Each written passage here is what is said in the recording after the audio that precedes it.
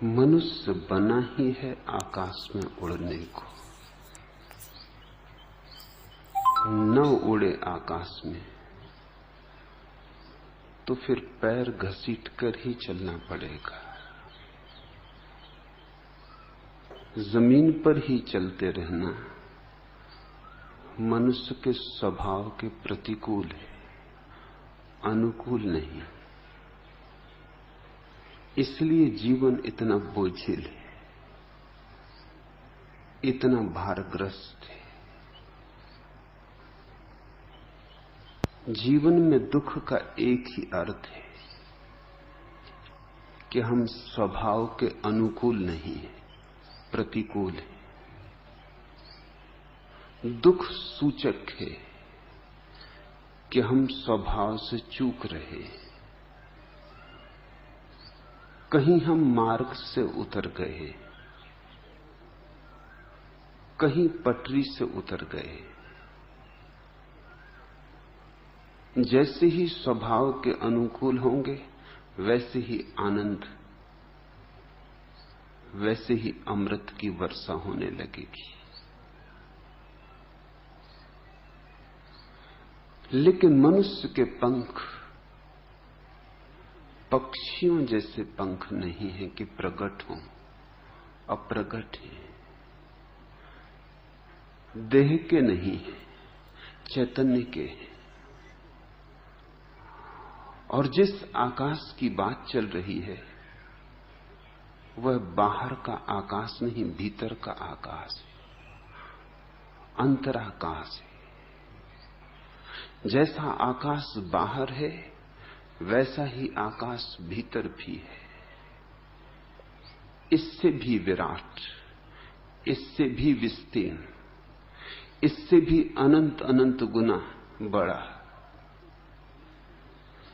बाहर के आकाश की तो शायद कोई सीमा भी हो।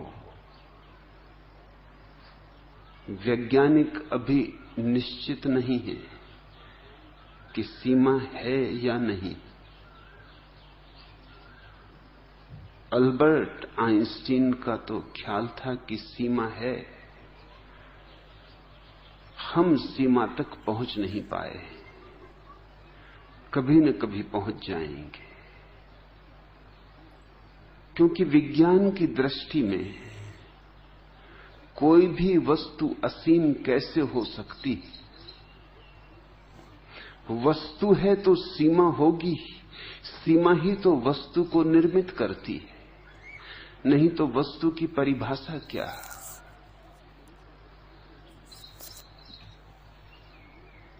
अगर असीम हो तो न होने के बराबर हो जाएगी। लेकिन बाहर के आकाश की बात वैज्ञानिकों पर छोड़ दो। उस गोरख धंधे में अध्यात्म के खोजी को पढ़ने की जरूरत भी नहीं, वह उसकी चिंता का विषय भी नहीं है, न वह उसकी जिज्ञासा है, न निर्णय हो जाए कि बाहर के आकाश की सीमा है या सीमा नहीं है तो उसे कुछ मिलेगा। उस निष्पत्ति से कुछ सार नहीं है। लेकिन भीतर के आकाश की कोई सीमा नहीं, यह तो निश्चित हो गया।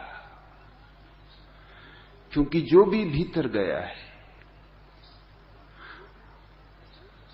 किसी देश में, किसी काल में, उस सभी का निरपवाद रूप से एक ही अनुभव, एक ही साक्षात्कार है कि भीतर का आकाश अनंत है।